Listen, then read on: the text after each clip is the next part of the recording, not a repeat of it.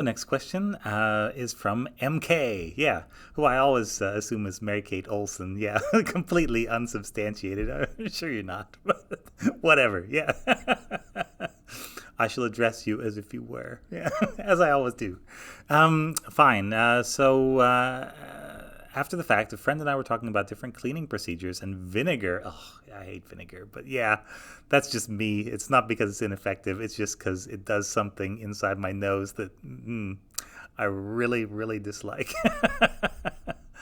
I'm not sure that vinegar is effective for a virus. Yeah, okay, so the question is vinegar going to be effective against the SARS coronavirus?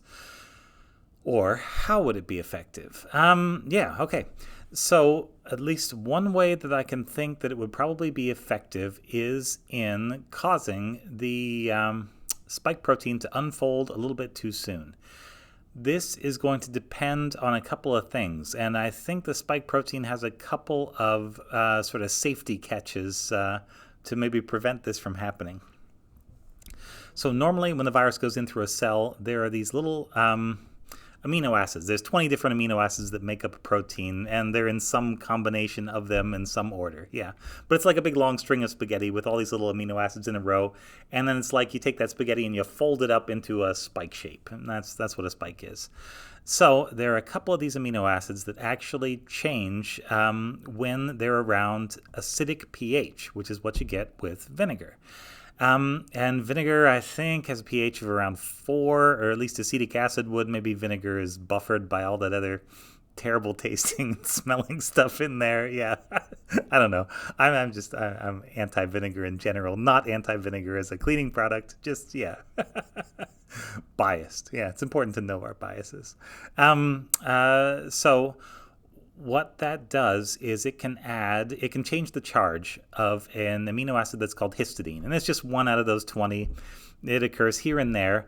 But on SARS coronavirus 2, there aren't that many histidines until you get down into. So the top is called S1. That's like the top of the ice cream cone, or the ice cream part of the ice cream cone.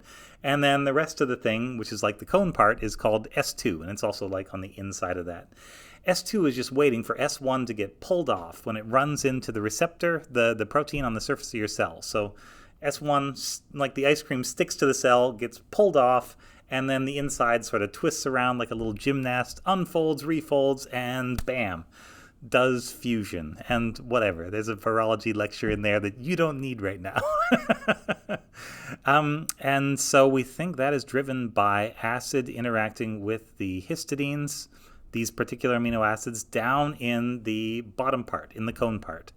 And there are a bunch of them in the right place to be able to do that. And so, yeah, it's like, 6 or 7 of them. Yeah, pretty decent density.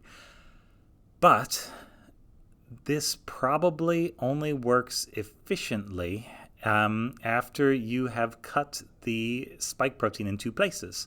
Activated it with an enzyme called furin and activated it with an enzyme called TMPRSS2, or there are a couple others that seem to do the same job.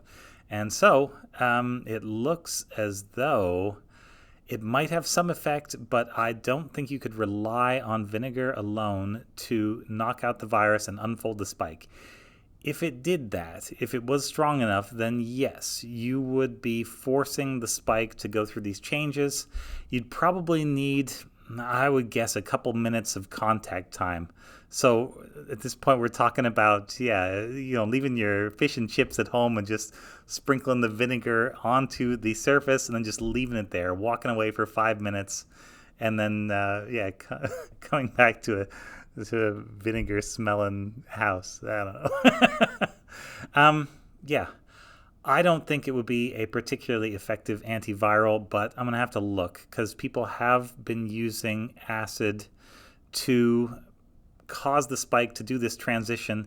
I need to look at how much and how long, and then I would be able to give a better answer to this question. So I'm going to go look it up and see what I can find. But for now, I would say, you want to stick with something like a soap, something that bubbles a little bit when you use it. Or one of those quaternary ammonium surfactants, like they put in some of the Clorox wipes. Those would be pretty good, and they will just pop the entire virus, and that really definitely keeps you safe. So thanks very much. This has been Ask Dr. Ben.